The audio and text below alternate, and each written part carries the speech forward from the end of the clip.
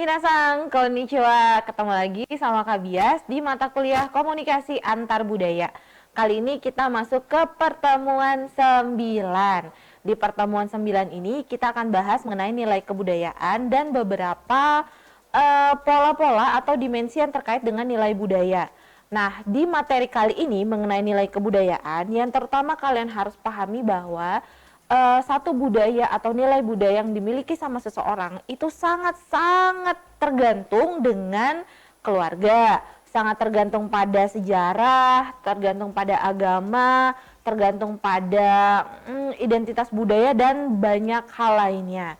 Nah, untuk itu tolong kalian pahami benar mengenai apa itu nilai budaya. Kenapa setiap budaya itu memiliki pandangan yang berbeda-beda, kenapa setiap budaya itu sangat dipengaruhi oleh keluarga dan lain sebagainya, yang juga sebenarnya kita sudah bahas di materi-materi sebelumnya. Nah, di pertemuan kali ini saya akan fokus pada pola budaya.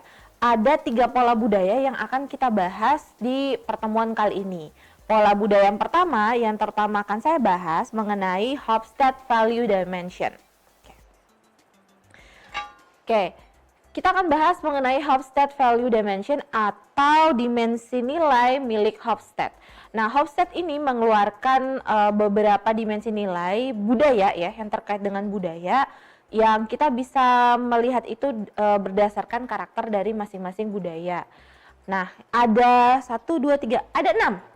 Ada 6 dimensi nilai budayanya Hofstede yang akan kita bahas hari ini, yaitu antara individualism dan kolektivism atau individualisme dan kolektivisme, lalu mengenai uncertainty avoidance atau penghindaran ketidakpastian, yang ketiga adalah power distance atau jarak kekuasaan, yang keempat masculinity and femininity atau maskulin dan feminin, yang kelima adalah orientasi jangka panjang dan orientasi jangka pendek. Dan yang terakhir adalah indulgence dan restraint. Oke, itu akan kita bahas satu persatu. Nah, di buku kalian, karena versi samovarnya mungkin masih yang agak lama, hanya ada 5 dimensi yang dibawakan oleh Hofstede. Nah, dimensi yang terakhir itu sebenarnya dimensi tambahan yang baru keluar di tahun-tahun belakangan ini. Jadi saya baru tambahkan di materi kalian ini. Jadi tolong dipahami benar-benar ya. Oke, kita akan bahas mengenai nilai budaya atau dimensi budaya yang pertama dari Hofstede, yaitu individualism and collectivism. Kalau dari katanya individualism dan kolektivism, mungkin kita bisa dengan mudah kebayang ya, apa sih individualis dan apa sih kolektivis. Kalau kita mau bagi nih, biasanya bagi secara besar ya, biasanya orang-orang atau masyarakat yang berada di wilayah Asia, sifat mereka itu atau karakter mereka, mereka lebih mengarah pada nilai kolektivis. Kalau yang di wilayah barat, mereka baru lebih pada nilai-nilai yang individualis. Sebenarnya bedanya apa? Kalau misalnya kalian baca di buku kalian, di situ sebenarnya ada penjelasan.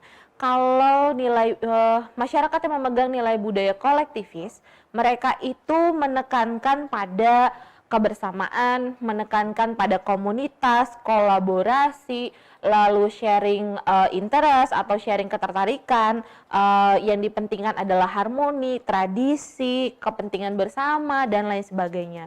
Sedangkan kalau masyarakat yang punya nilai budayanya itu individualis, mereka itu menekankan pada hak personal, menekankan pada tanggung jawab personal, privasi, lalu opini pribadi satu sama lain, kebebasan, inovasi, dan juga ekspresi diri.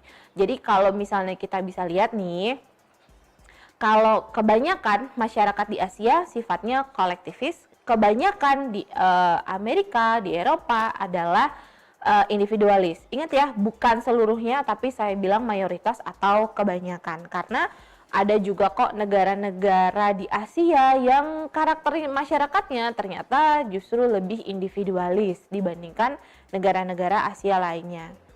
Nah, kalau misalnya kita lihat, menurut Samovar, mereka bilang bahwa, dia bilang bahwa masyarakat yang memiliki atau memegang nilai individualis itu nggak berarti mereka tidak suka temenan, nggak berarti mereka selalu hidup sendirian. Mereka juga bisa ngegrup, mereka juga bisa punya komunitas, tapi biasanya ikatan komunitasnya itu tidak terlalu kuat. Kalau mereka merasa, gue udah nggak nyaman nih di komunitas ini, mereka akan coba pindah ke komunitas yang lain, atau mereka bisa dengan mudah pindah ke teman yang lain. Ingat ya, sekali lagi, masyarakat yang individualis bukan berarti mereka tidak suka temenan atau tidak suka berkelompok. Mereka juga bisa berkelompok, punya grup, punya komunitas, tapi biasanya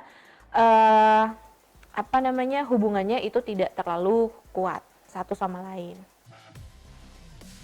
Nilai budaya yang berikutnya menurut Hofstede adalah uncertainty avoidance atau penghindaran ketidakpastian. Oke. Kita memang sebagai manusia itu kan tidak bisa memprediksi 100% apa yang akan terjadi besok, tahun depan, atau bahkan 100 tahun ke depan, atau bahkan 5 menit ke depan. Kita tidak bisa memprediksi hal itu. Tapi banyak ada masyarakat yang mereka berusaha menghindari hal-hal yang tidak pasti. Mereka berusaha supaya mereka bisa segera menanggulangi jika ada terjadi sesuatu. Nah, kita bagi jadi dua hal di sini. Yang pertama adalah yang penghindaran ketidakpastiannya itu tinggi dan yang penghindaran ketidakpastiannya itu rendah. Nah, kalau budaya yang penghindaran ketidakpastiannya itu tinggi, biasanya mereka itu mencoba untuk mengurangi hal-hal yang mereka tidak bisa prediksi. Hal-hal yang tidak bisa mereka tanggulangi jika terjadi nantinya. Nah, biasanya masyarakat yang hidup yang memiliki dimensi nilai budaya seperti ini, mereka cukup memiliki tingkat stres yang tinggi, dan biasanya mereka itu sangat punya anxiety, atau mereka punya kecenderungan untuk cemas yang cukup tinggi. Nah, supaya mereka itu tidak termakan dengan rasa cemas mereka, tidak termakan dengan rasa stres mereka, akhirnya apa yang mereka lakukan? Mereka mencoba membuat supaya semua hal itu bisa diprediksi, semua hal itu bisa ditanggulangi dengan baik. Akhirnya mereka bikin aturan-aturan yang ketat. Mereka bikin banyak sekali aturan. Cara berdiri atau misalnya cara mengantri itu semua diatur. Kenapa? Supaya tidak terjadi entah itu misalnya saling menyalip, atau misalnya tidak ikut aturan, akhirnya semuanya jadi berantakan dan lain sebagainya. Kalau masyarakat yang menghindari ketidakpastiannya itu sangat tinggi, mereka akan sangat memikirkan hal sedetail mungkin, jangan sampai ada sesuatu yang salah. Dibikinlah aturannya. Mereka kalau bisa semua diomongin, bikin aturannya ketat, dijalankan, dan bukan cuma dijalankan tapi juga benar-benar diawasi. Nah, salah satu negara misalnya kalau kita mau sebutkan yang penghindaran ketidakpastiannya ini tinggi, itu misalnya Singapura. Singapura itu punya banyak sekali aturan. Selain itu juga Jepang misalnya. Jepang itu mereka karena ya salah satu negara yang punya banyak masalah di masa lalunya, akhirnya mereka punya banyak ketakutan di masa depan jangan sampai hal-hal yang sama terjadi lagi. Akhirnya mereka punya banyak aturan, sampai misalnya urusan sampah itu benar-benar diatur. Nggak bisa ya misalnya buang sampah itu disatuin antara sampah plastik, sampah kertas, atau misalnya dengan kaleng. Terus buang sampahnya itu harus di hari yang beda. Misalnya di hari ini cuma boleh buang sampah kaleng, besoknya cuma boleh buang sampah plastik dan lain sebagainya. Itu diatur benar-benar ketat. Bahkan istilahnya gini, kalian setiap wilayah itu punya plastik sampah sendiri-sendiri. Jadi kalau nih misalnya ada satu orang dia lupa buang sampah kaleng, saya lupa buang sampah kaleng, harusnya buang sampahnya itu kemarin. Terus dia tahu, oh iya di kabupaten sebelah misalnya buang sampahnya itu kan untuk kaleng hari ini ya, buang di sana supaya di rumah nggak ada sampah lagi misalnya. Nah, itu tidak bisa dilakukan. Kenapa? Karena plastik sampah antara satu tempat dengan tempat lainnya itu beda. Jadi ketahuan kalau misalnya ada yang buang sampahnya itu tidak pada harinya dan tidak pada tempatnya. Itu salah satu contoh aja penghindaran ketidakpastian yang dimiliki sama negara Jepang, di mana mereka punya banyak sekali aturan. Kalau kalian nantinya sempat untuk datang ke Jepang, jalan-jalan ke sana, kerja di sana, atau sekolah di sana, perhatiin deh, setiap detail itu selalu ada aturannya. Cara kalian berdiri menunggu kereta itu ada aturannya, ada garis batasnya, semuanya itu diatur. Jadi ya mereka mencoba sebisa mungkin supaya tidak terjadi sesuatu yang berantakan atau sesuatu yang menimbulkan kerusuhan di masyarakat. Lalu yang berikutnya adalah yang penghindaran ketidakpastiannya itu rendah. Nah, kalau negara-negara yang ketidakpastiannya rendah, ini kalau misalnya saya bilang karakternya, kalian mungkin bisa kebayang ya negaranya negara apa. Karakter masyarakatnya biasanya itu woles banget, alias santai. Kita lihat aja nanti, jalanin aja dulu. Nah, itu biasanya adalah karakter dari masyarakat yang punya dimensi nilainya adalah penghindaran ketidakpastiannya itu rendah. Jadi ya udah, misalnya nih jalanin hubungan, kita nggak pasti nih nanti ke depannya gimana, nggak apa-apa jalanin aja dulu. Nah, pasti sering dengar kan yang kayak gitu. Nah, itu tuh salah satu contoh aja karakter di masyarakat yang seperti ini. Kalau misalnya kebayang lah ya, kalau misalnya saya bilang salah satu negara yang penghindaran ketidakpastiannya rendah ya Indonesia. Itu paling gampang banget. Budaya kita itu sangat bisa dibilang woles. Kita bikin misalnya kita bikin rumah yuk, oke, tapi tidak difikirkan bagaimana misalnya tentang airnya, apakah merusak lingkungan dan lain sebagainya. Lihat aja nanti, itu adalah tipikal masyarakat yang seperti ini ya. Nah, kita harus tahu bahwa memang ada masyarakat yang punya aturan yang sangat tinggi, mereka sangat menghindari ketidakpastian, tapi ada juga masyarakat yang tipikalnya ya nggak apa-apa, kita lihat aja nanti, jalanin aja dulu. Itu adalah masyarakat yang penghindaran ketidakpastiannya itu sangat rendah. Contohnya Indonesia. Oke, yang berikutnya kita akan bahas dimensi nilai yang ketiga, yaitu power distance. Oke, apa sih power distance? Power distance adalah jarak kekuasaan, kalau misalnya kita artikan. Tapi kalau kita ngomongin jarak kekuasaan, ini ngomongin tentang apa sih sebenarnya? Nah, kalau di bagian power distance ini, itu juga dibagi dua lagi ya. Ada masyarakat yang memang high power distance, ada masyarakat yang low power distance. Kalau ya masyarakat yang high power distance, ini mereka adalah tipikal masyarakat yang sangat sangat-sangat memahami atau mereka meyakini bahwa orang itu memang punya hierarki yang berbeda. Bahwa orang dengan jabatan lebih tinggi itu memang hierarkinya lebih tinggi, misalnya seperti itu. Ada orang-orang yang memang superior, ada yang inferior, ada yang jabatan tinggi, jabatannya rendah, dan lain sebagainya. Nah, biasanya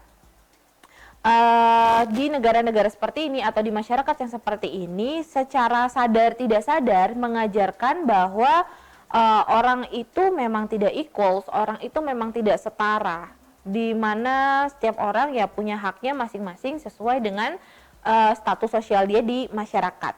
Dan biasanya ini adalah masyarakat yang memang punya struktur masyarakat di dalamnya, atau mungkin kasta dan lain sebagainya. Mungkin kita bisa lihat, mungkin contoh ya, di Indonesia mungkin tidak terlalu terlihat ada kasta atau tidak, tapi sebenarnya kita cukup membedakan, kita cukup punya power distance yang tinggi atau jarak kekuasaan yang tinggi. Yang paling gampang nih misalnya, cirinya di masyarakat yang seperti ini, mereka itu kalau manggil orang pakai jabatannya, bukan namanya. Misalnya gini, di kompleks perumahan ada Pak Budi misalnya, Pak Budi ini kepala RT. Nah, ketika dia menjadi Pak RT, dipanggilnya jadi Pak RT, bukan Pak Budi lagi, tapi jabatan yang disebut Pak RT. Begitu juga dengan misalnya kalian ketika ketemu dokter, yang kita sebut adalah Pak Dokter, Bu Dokter, Pak Guru, Bu Guru, bukan namanya lagi. Atau bahkan Pak Presiden, Pak Wali Kota, Pak Menteri, dan lain sebagainya. Jadi bukan namanya, yang kita sebut adalah jabatannya. Ini adalah ciri-ciri ya, salah satu ciri aja di mana masyarakat itu memiliki power distance yang tinggi. Sedangkan kalau masyarakat yang power distance-nya itu rendah, biasanya di dalam masyarakat ini mereka itu mencoba meminimalisir ketidaksetaraan. Mereka menganggap bahwa ya setiap orang walaupun dia jabatannya lebih tinggi atau jabatannya lebih rendah, dia lebih equals lah atau dia lebih setara. Nah, biasanya kalau kita kaitkan dengan ciri panggilan tadi, mereka tidak akan panggil jabatan tapi tetap panggil nama. Walaupun kalau misalnya kita mau menghormati, misalnya kita panggil nama keluarganya, misalnya namanya adalah ya Naurisa Biasini, yang dipanggil mungkin Miss Biasini, kira-kira seperti itu. Tapi tidak akan dipanggil misalnya Miss Head of the Department of apa gitu, enggak gitu. Yang dipanggil tetap namanya. Kalau mau menghormati ya mereka tetap pakainya nama belakang yang dipanggil. Ini salah satu contoh aja ya, ciri aja dimana kita mau membedakan masyarakat yang karakternya itu high power distance atau low power distance. Kita akan membaginya berdasarkan maskulin dan feminin. Kalau menurut Hofstede, negara-negara itu ternyata ada yang negaranya itu karakternya memang maskulin, ada negara-negara yang karakternya itu lebih feminin. Nah, maskulin feminin ini bukan berarti satu negara itu laki banget, negara lainnya itu cewek banget, nggak gitu ya. Kita bahasnya tidak seperti itu. Nah, sekarang kita masuk dulu ke yang maskulin. Kalau yang maskulin ini biasanya ketika masyarakatnya itu memang orientasi kekuasaannya itu lebih ke arah laki-laki atau lebih ke arah pria. Nah, biasanya kalau di buku kalian itu juga ada definisinya, misalnya untuk budaya yang orientasi maskulin itu adalah masyarakat atau sebuah kumpulan manusia yang hidup di dalam satu wilayah di mana mereka sangat strict terhadap peran gender. Mereka itu sangat strict bahwa perempuan itu perannya seperti ini, laki-laki perannya seperti itu sangat strict. Dan biasanya yang punya power lebih di dalam masyarakat tersebut atau komunitas tersebut adalah laki-laki. Nah, beda dengan negara-negara yang lebih mengutamakan femininity atau feminin. Di sini bukan berarti ceweknya lebih berkuasa atau bukan berarti bahwa laki-laki tidak punya power, bukan itu. Kalau yang budaya yang memiliki nilai feminin itu mereka lebih ke arah kesetaraan sebenarnya, di mana negaranya itu menganggap bahwa mau laki-laki mau perempuan mereka itu setara. Perempuan boleh bekerja, perempuan boleh aktif, perempuan bisa apa saja, begitu juga dengan laki-laki. Kalau di negara yang maskulin, laki-laki juga sebenarnya cukup bisa dibilang tertekan juga. Mereka tidak boleh nangis, mereka harus bisa sukses, harus bisa kaya, harus bisa cari uang dan lain sebagainya. Tapi kalau di negara-negara yang memang dimensi nilainya itu feminin, ya siapapun bisa punya peran gender apapun. Kalau dia perempuan dia suka main bola silahkan, dia laki-laki dia lebih suka mengurus rumah tangga misalnya, ya silahkan saja, nggak ada masalah di situ. Begitu juga ketika masyarakat ini atau komunitas ini mengajarkan kepada anak-anak mereka, tidak ada pembatasan peran dalam gender. Laki-laki mau main boneka Barbie ya silahkan aja, perempuan mau misalnya main mobil-mobilan atau mau main rebut-rebutan, nggak ada masalah. Itu bedanya antara negara maskulin dan feminin. Nah, kalau kalian mau melihat sebenarnya negara-negara mana sih yang punya dimensi nilai seperti ini, di buku kalian itu ada tabelnya. Kalian bisa lihat ada list list negara-negara yang sangat maskulin dan negara-negara yang sudah mulai atau bahkan sangat feminin. Kita akan masuk ke dalam nilai yang kelima ya, kalau nggak salah. Ya, nilai yang kelima yaitu tentang orientasi jangka panjang dan orientasi jangka pendek. Ternyata banyak masyarakat itu juga terbagi dari dimensi budaya mereka. Ada yang ternyata punya orientasinya jangka panjang, ada yang orientasinya jangka pendek. Nah, kalau terkait dengan orientasi jangka panjang dan jangka pendek, di buku kalian itu pembahasannya memang lebih ke arah budaya dalam sebuah organisasi atau bagaimana ketika satu masyarakat, satu komunitas menjalankan organisasi tertentu. Nah, kalau negara atau masyarakat yang mereka itu punya orientasi jangka panjang, biasanya perusahaan-perusahaan dari negara seperti ini atau perusahaan-perusahaan yang karakternya seperti ini, mereka itu memang berpikirnya secara jauh ya, jangka panjang. Mereka tidak mengejar kesuksesan yang instan atau misalnya sesuatu yang instan pengennya langsung laku, pengennya langsung laris. Kalau mereka sistemnya memang jangka panjang. Pikirkan benar-benar dari sekarang nih, oke, kita sekarang punya mobil seperti ini, ke depannya kira-kira mobil kita akan seperti apa dan seterusnya. Kalau di buku kalian salah satu contoh negara yang dimana dimensi budaya organisasinya itu sangat jangka panjang adalah Cina dan Korea. Cina dan Korea itu mereka sangat fokus pada gimana caranya supaya kita market share kita itu lebih besar dan besar lagi. Mereka selalu memperluas market share mereka.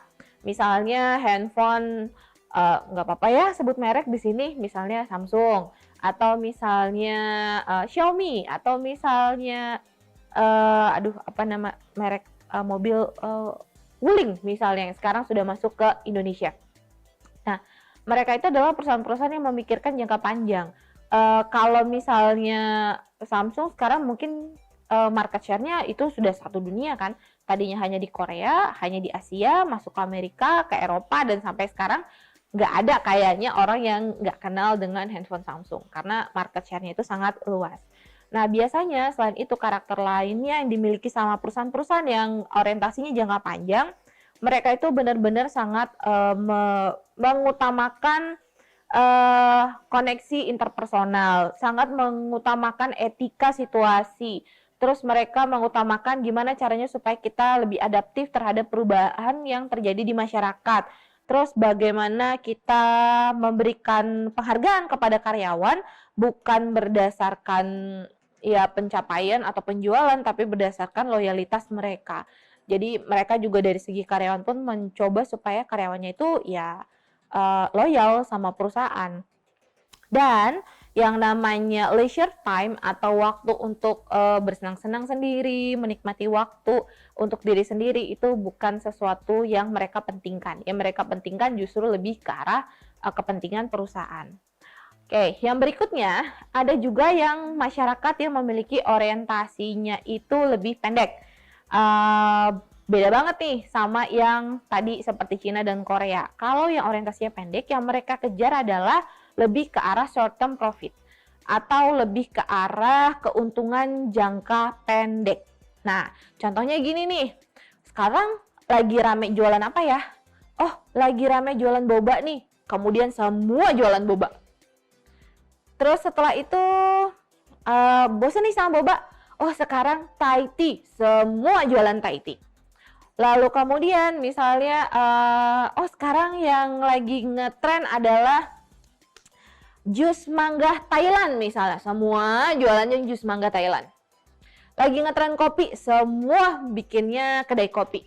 Ya kenapa? Karena yang dicari adalah short term profit atau profit jangka pendek. Nah ini banyak dimiliki sama negara-negara seperti Meksiko, Amerika Serikat, Mesir, atau bahkan negara kita sendiri. Kayak kalian bisa lihat lah ya, di Indonesia itu kan sesuatu yang ngetren ya orang biasanya langsung tertarik mau coba, tapi setelah trennya lewat ya udah selesai.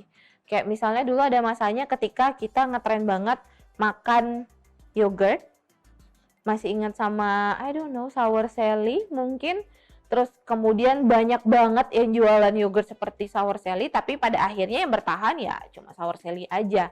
Yang lain-lain cuma ikut-ikutan pada masanya, setelah itu blas hilang. Kita nggak tahu lagi kemana. Kita nggak tahu nih, mungkin sekarang kan yang lagi ngetren kopi, yang lagi ngetren boba, kita nggak tahu. Tahun depan yang ngetren apa lagi. Bisa jadi es cendol mungkin. We will see. Oke. Kalau untuk negara-negara yang memang orientasinya ini memang jangka pendek ya, biasanya mereka memang memberikan reward ke karyawan berdasarkan ya pencapaian mereka. Terus sangat-sangat menghargai waktu karyawan, atau misalnya mereka mau senang-senang ya nggak apa-apa. kita mau senang-senang ya nggak apa-apa, ini kan waktu gue untuk senang-senang. Jadi memang concern utamanya ada pada individu masing-masing, bukan pada kepentingan bersama yang lebih besar. Itu kalau orientasi yang jangka pendek. Nah, yang terakhir, dimensi nilai milik Hofstede itu adalah indulgence dan restraints. Ini tambahan ya, di slide yang saya kasih di dalam kolabor, ini juga sudah ada penjelasannya. Kalau di buku kalian mungkin belum ada, jadi ini memang tambahan baru dari Hofstede. Kalau di negara-negara yang karakternya adalah indulgence, ini adalah masyarakat yang punya tendensi untuk ya lebih santai, lebih mementingkan tadi ya leisure time, lebih kita nggak apa-apa bersenang-senang, kita nggak apa-apa misalnya travel walaupun uangnya sebenarnya pas-pasan, kita nggak punya banyak uang, nggak punya banyak tabungan, sekarang ada nih dapat bonus langsung pakai, yang penting hati senang, bahagia, punya pengalaman dan lain sebagainya. Ini adalah karakter masyarakat yang punya dimensi nilainya itu indulgence. Mereka ya personal enjoyment pokoknya, yang penting gue happy, ini uang gue sendiri, gue bisa pakai, atau bahkan gue yang cicil kok, bukan lo yang nyicilin buat gue misalnya, ya nggak apa-apa, gue mau senang-senang pakai uang ini. Nah, beda dengan negara-negara yang memang karakternya adalah restrain atau mereka biasa terkekang. Kalau misalnya di negara ini biasanya itu norma-norma sosialnya itu sangat ketat, sangat tinggi. Bahkan saking ketatnya, saking tingginya mereka tidak terbiasa loh untuk tersenyum.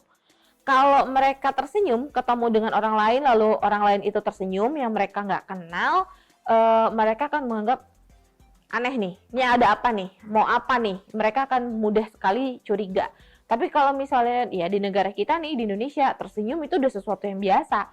Ketemu sama orang, senyum, nyapa, atau kita ya, nundukin kepala misalnya, ngangguk, dan lain sebagainya. Padahal nggak kenal. Ngobrol di jalan, pernah nggak sih misalnya kalian lagi nunggu kereta, atau misalnya lagi lagi berdiri aja di depan satu tempat, depan restoran atau di mall, tiba-tiba bisa ada yang ngajak ngobrol. Ya, itu ya karakter di mana orang-orang yang memang sangat indulgence. Tapi kalau yang restrain itu nggak bisa kayak gitu. Yang namanya senyum aja kalau nggak kenal itu bisa langsung dicurigai. Ya, yang namanya jalan-jalan itu ntar dulu deh, mereka lebih memikirkan kepentingan istilahnya saving mereka sendiri. Nanti aja jalan-jalan kalau memang saya punya lebih banyak dari apa yang saya punya sekarang misalnya. Walaupun sebenarnya karakter ini sedikit berubah kalau sepenglihatan saya ya, karakter ini sedikit berubah dengan berubahnya zaman. Karena sekarang makin banyak orang yang lebih suka jalan-jalan, lebih suka mendapatkan pengalaman di masa muda dibandingkan mereka nabung yang banyak untuk mereka jalan-jalannya di masa tua. Karena menurut mereka kalau jalan-jalan di masa tua ya udah capek kali, ya udah nggak sempat buat jalan naik gunung kali. Jadi ya udah manfaatkan masa muda, ketika ada uang langsung pakai, kita bahagiakan diri kita sendiri. Nah, itu adalah 6 dimensi nilai yang dimiliki sama Hofstede. Kalau misalnya kalian masih ada pertanyaan, masih ada yang tidak dipahami, kalian bisa baca lagi buku kalian, atau kalian juga bisa tanya di sesi online bersama saya nanti. Yang pasti sekali lagi saya ulangin, ada dimensi nilai Hofstede, ada 6. Yang pertama itu individualisme dan kolektivisme. Yang kedua adalah uncertainty avoidance atau penghindaran ketidakjelasan atau ketidakpastian. Yang ketiga adalah power distance atau jarak kekuasaan. Yang keempat adalah maskulin dan feminin. Yang kelima adalah orientasi jangka panjang dan orientasi jangka pendek. Dan yang keenam adalah indulgence dan restraints. Semoga kalian paham dan jangan lupa supaya saya tahu bahwa kalian sudah menonton video ini, di like videonya, lalu kalian juga tulis komen di bawah kalian sebagai absensi kalian untuk pertemuan di video kali ini. Kita akan lanjut di video berikutnya, saya akan jelaskan lagi dimensi nilai dari Cleghorn dan Strothbeck dan juga high dan low terkait dengan high dan low power distance. Oke, ketemu lagi di video berikutnya ya. Dadah!